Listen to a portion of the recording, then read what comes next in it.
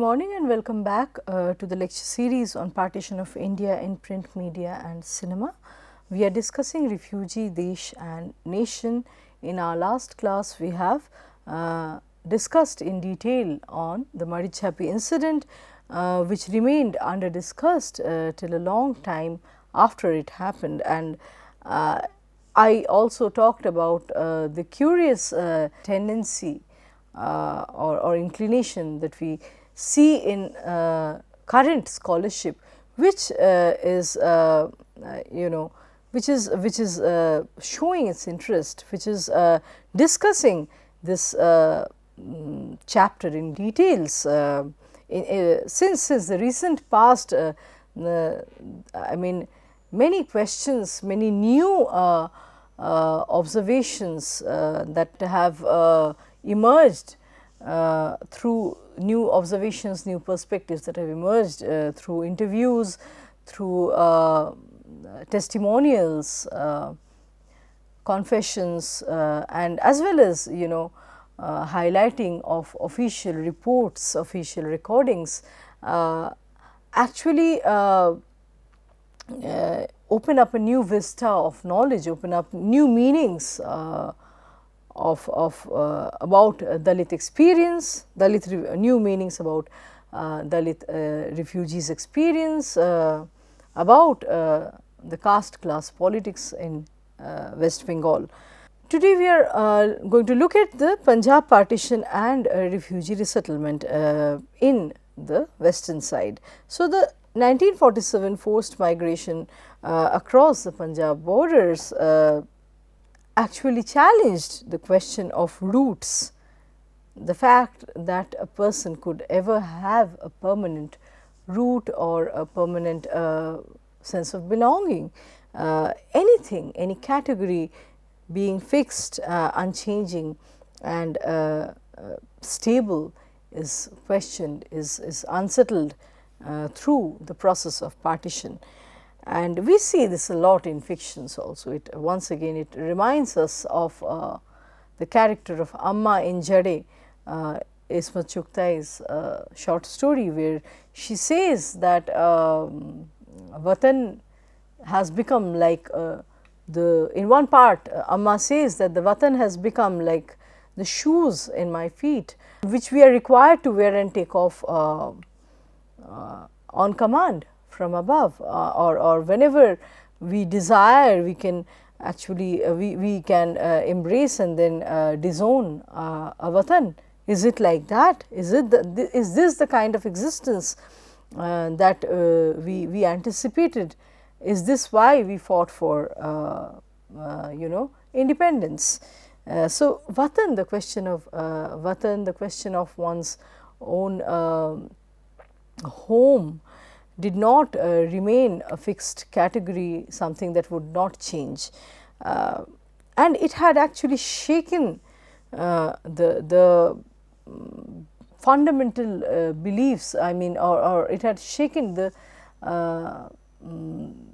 let us say the basis of human faith and faith to humanity, faith to human relationships. Everything had become impossible at one point. So, the role the government publication of 1948 entitled Millions on the Move, painstakingly recording this refugee problem, and it draws attention to the various state agencies and their roles in this process of migration. So, Millions on the Move initiates this vision of a uniform refugee migration experience, and that is something which is being challenged by the recent scholarship, both from on Punjab partition and Bengal partition. We can now see the layers which were kind of glossed over, the layers which were overlooked through the picturization of a uniform refugee experience. So, Millions of the move associated the idea of migration with or the process of migration with iconic images of kafilas. Kafilas were men, women, children migrating, walking on foot with their heavily laden bullock carts, traveling across tracks of muddy soil. So, traveling in sun, traveling in scorching heat, and inundated by the monsoon rains. And we have, so on the one hand we have the image of these kafilas, on the other we have the trains that are overloaded with people perching on the roofs, people sitting on the running boards, and the trains that are otherwise packed with refugees. So, actual reality, however, was different from this standard portrayal. So, partition is synonymous with such overloaded trains and kafilas. However, on further study, on further examination, we see that anticipatory migration had happened, and they were initiated by the wealthy sections such as the moneylenders, the businessmen, especially from places like Lahore and Rawalpindi. So, the poorer and politically less mobilized sections of Hindus were struggling till the end, and struggling to find a space of safety. They suffered the most in the process of exchange of population, and they were struggling till the end. For the richer sections, the wealthier sections, the British Overseas Airways Corporation transported 28,000 people from Pakistan between 15 September to 7th December 1947. This was an operation, a service available to the affluent sections. So, additionally, service was rendered by the Indian National Airways twice daily from Lahore to Amritsar. So, in case of the huge refugee camps at Kurukshetra, there were different levels of provisions depending on the refugee status. So, both in Punjab and in Bengal, we observe the class, caste, profession based gradations being reified, being brought back even in the even in camp situations. So, the upper caste people who were especially from white collar backgrounds such as the doctors, professors, engineers, and other government officials would consciously maintain this gap from this gap or this distance with the Dalit refugees. So, rehabilitation, I mean indication of the state maintaining, and in fact the state policies abetted such maintenance of hierarchies, hierarchies in terms of caste, in terms of gender, in the process of refugee rehabilitation. And this is visible, for example, in the provision of separate colonies being made for the untouchables and for the young widows. Post-partition South Asia, as it was or in fact the post-colonial countries in South Asia, after as they were reviving from the shock of partition, they were also espousing the traditional social realities through the variables like religion and caste. The basic attitude of the government abetted this process. So, building materials were inferior for the poorer types of accommodations made for the untouchables, and their accommodations would be housed away from the main localities used by the elites. So, throughout the early 1950s, news were rife about buildings collapsing as a result of heavy monsoon torrents, and 50 houses, for example, had collapsed in the 1950 monsoon rains at the Haripura refugee colony for untouchables in Amritsar. So, we see this story of rehabilitation as it is being parceled and sealed off at the governmental level, at the official level, concludes that the refugee problem was finally overcome once and for all. It gives a rosy picture, in fact, of the displaced people who had been, it was asserted that they were eventually integrated, fully integrated into the nation building process. They were assimilated into the nation building activities of the Indian state. And then we have the standard picture of the resilient refugees who had transitioned from their helpless, destitute status to become the full-fledged citizens, and this was accomplished largely as a result of their own resilience, because of their own resilience.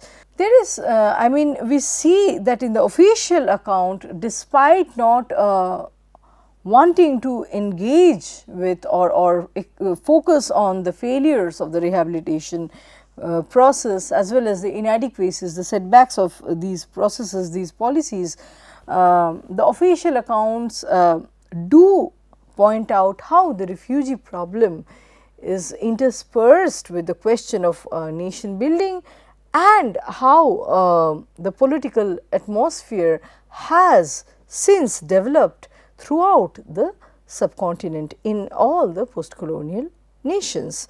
So, like I said, the later scholarship was interested in focusing on, in studying the nuances and the differentials that explained the migration process. Ravinder Kaur notes that the duration of the journey and the means of transport used to undertake the journey are crucial indicators of the class differences that significantly alter the experiences of displacement. So, the mode of commuting, how much one could afford to take with oneself, and how much one could spend in the process of migration, where one could buy a land, whether one could buy a land at all these things determined, they actually reflected one's foothold in the new society. Official histories of refugee resettlement provide a homogenized view of the refugee state encounter. So, in reality, like I have already stated several times now, this process was determined by factors such as one's literacy, social capital, political connections, and so the experience was different for each individual depending on where they came from depending on where he came from. So, the new understandings, the new historical understandings of resettlement and rehabilitation process are derived from the petitions or the dialogues that happened chiefly between the privileged upper caste refugees and the congressmen. So, the concepts, the meanings of resettlement, rehabilitation emerge from or they draw their meaning from this dialogue, a dialogue that is happening at the top level of power,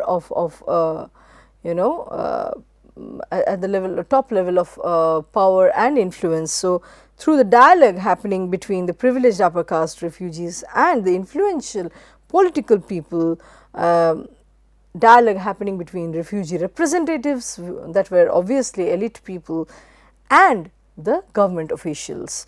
So, Ian Talbot notes that partition brought increased government controls and temptations for officials, and so post partition India saw a rule, I mean informally and unofficially speaking, it saw the rule of an influential section of people known as the license permit Raj.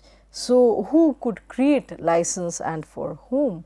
And in this regard, we cannot ignore a very important film, Satyajit Ray's film Janaranya. So we cannot ignore Satyajit Ray's film Janaranya.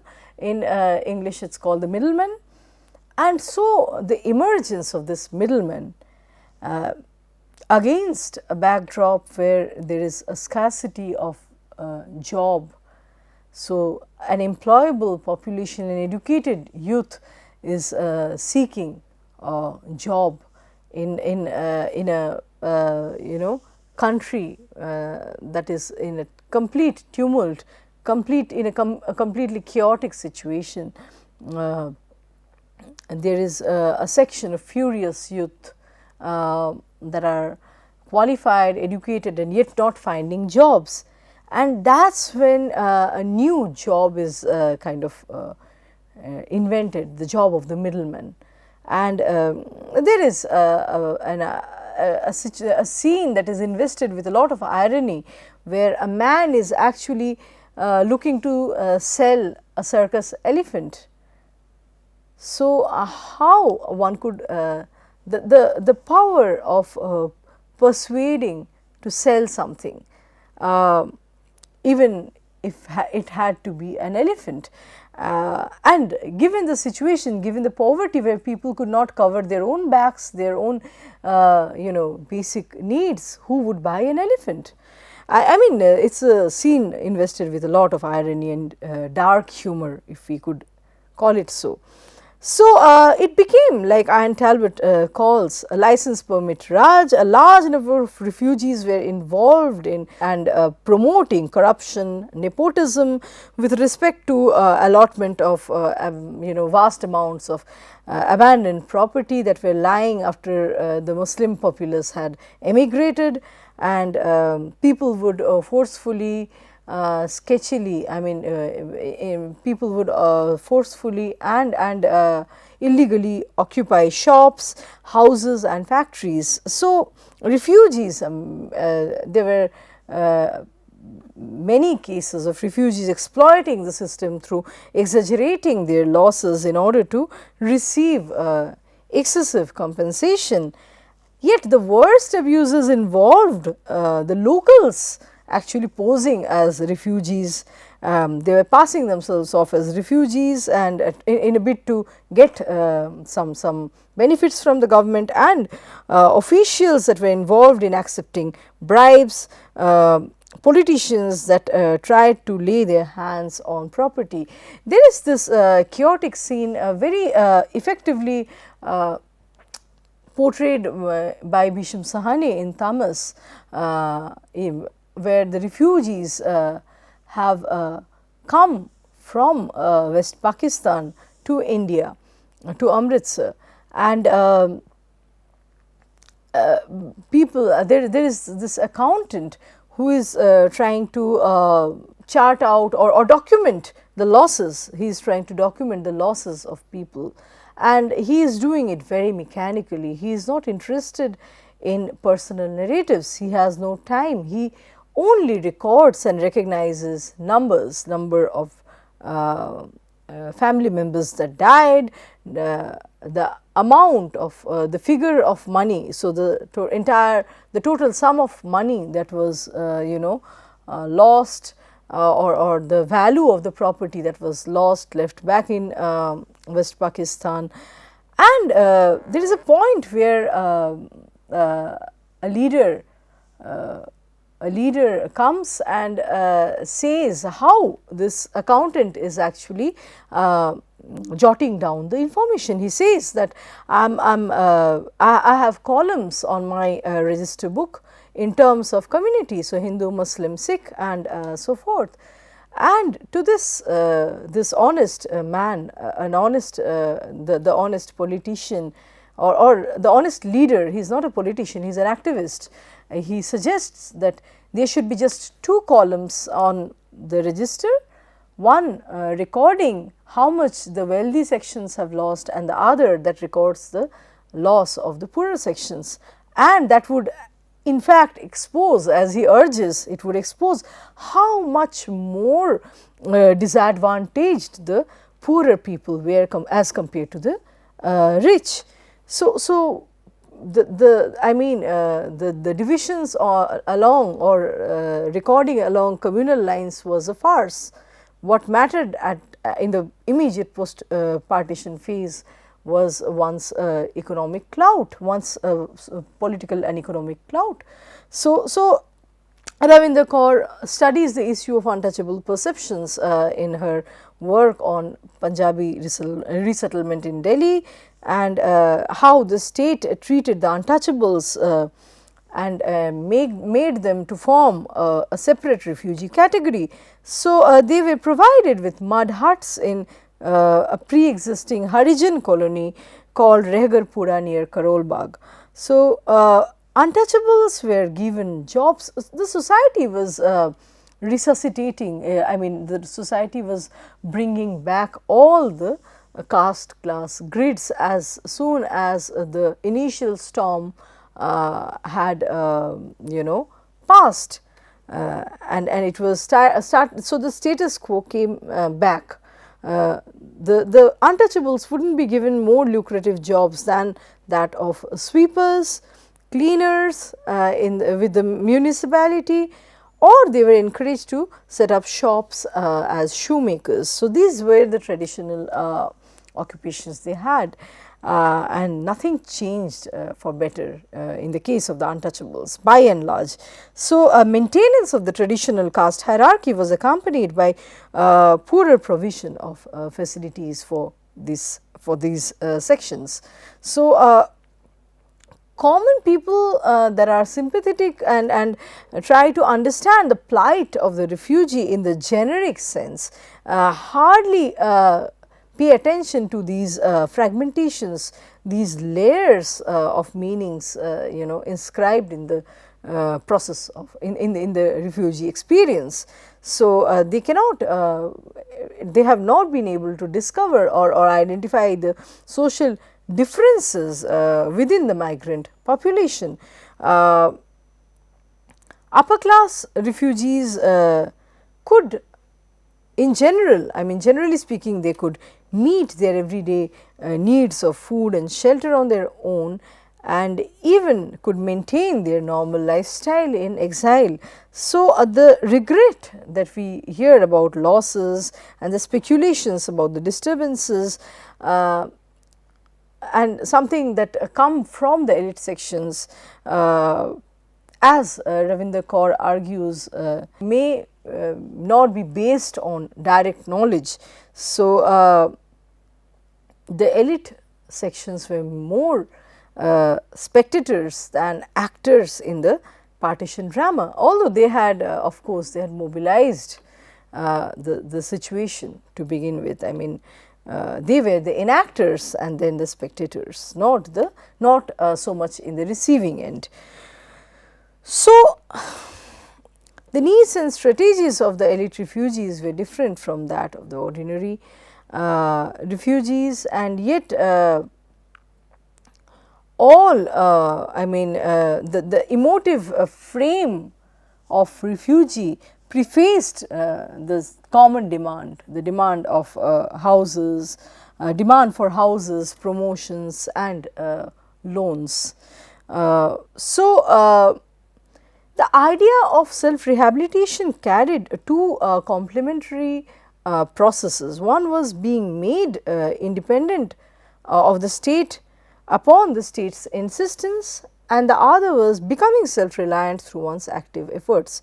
So the goal was the same, but the push was coming from two different ends or two different directions.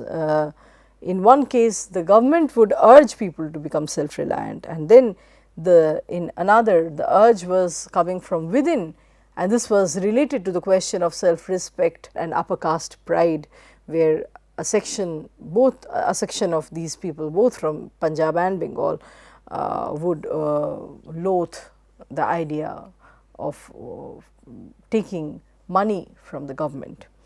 So, one's own active efforts as well as goading by the government, they went hand in hand, and they worked in tandem, worked simultaneously towards the common goal of relocating the newcomers on the citizenship map.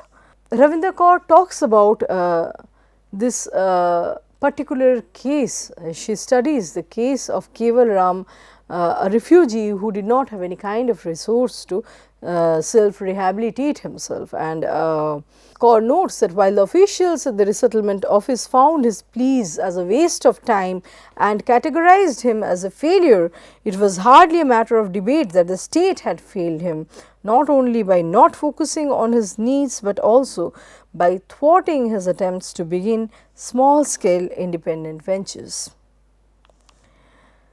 So, it was actually prestigious, seen from a different angle, to be called a self-reliant refugee. It carried the rhetoric of loss.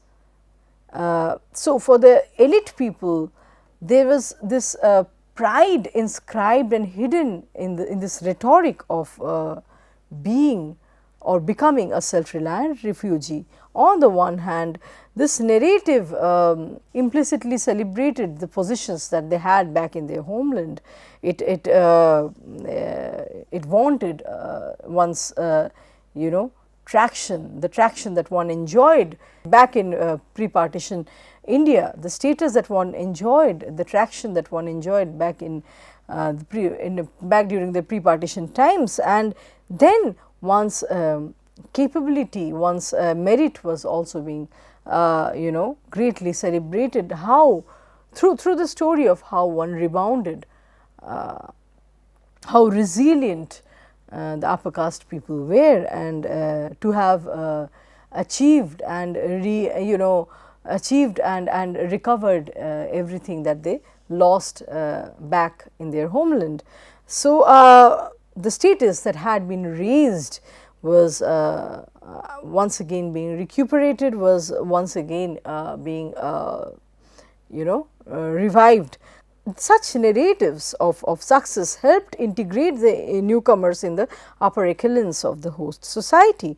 So, the moral capital that was invested in the imaginary of refugee would automatically make the upper caste people as the protagonists in the migration process. Yet these were the people that did not have much experience about much experiences of hardships and struggles that are popularly associated with the refugee experience, with refuginess, and yet they were the ones that were seen as the ideal example of refugee, the self-reliant refugee that should be emulated and modeled by each and every displaced person, someone that could manage with one's own social capital.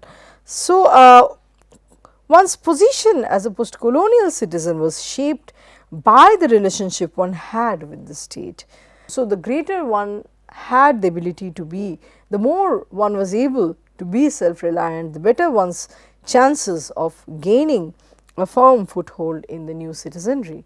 So, the untouchables were at the bottom of the ladder, they could hardly bargain, they had to make do with whatever they were getting. Discriminations were made in terms of the accommodations, the employment prospects that were opened up for this section of refugees, and yet in their testimonies the credit for their social and economic success is duly given to the government. For the little or whatever the government has done for the untouchables, they credit the government policies and the welfarist measures that were taken are acknowledged by the Dalit refugees.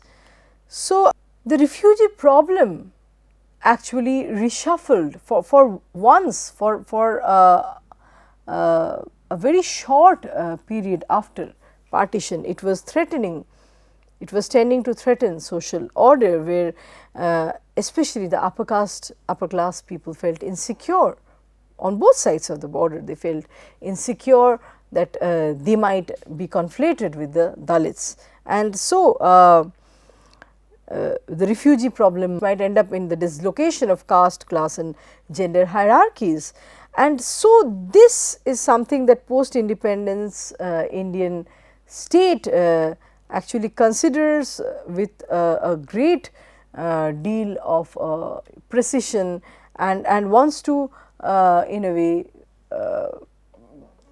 bring back the gaps, bring back the differences. So, the early post-independence Indian state devoted considerable resources to deal with this situation and erect one's original position, one's traditional positions in the society. So, the story of rehabilitation, the official accounts that we hear through the story of rehabilitation legitimized this process of hierarchization at the level of gender, class and caste. Such writings standardize the account of refugee experience through strategically obfuscating, not so much focusing on the complex reality, the layered reality. And so, what we get is almost, so it is basically obfuscating the complex reality. So, we are going to stop today's lecture at this point, and we are going to continue in the next class with more discussions on other topics on partition. So, let us stop at this point, and we are going to continue with further discussions in our next lectures. Thank you.